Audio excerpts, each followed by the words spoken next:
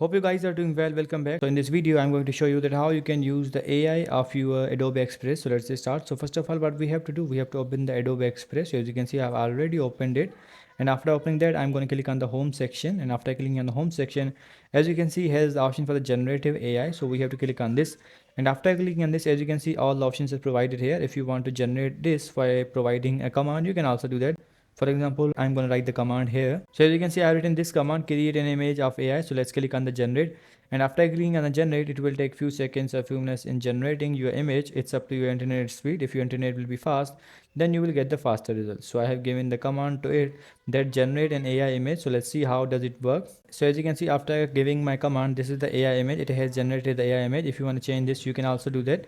As you can see, these versions of my results are, you want to load more, you click on the load more, you will be able to see some other options as well, like let's click on this and this. These all options are provided here. So in this way you can generate AI images. As you can see, these images are also provided. It has generated a lot of images. You have to choose that which one you want to use. So in this way you can generate AI images. I hope you guys understand this video, that how you can generate an AI image on Adobe Express. So see you guys in the next video.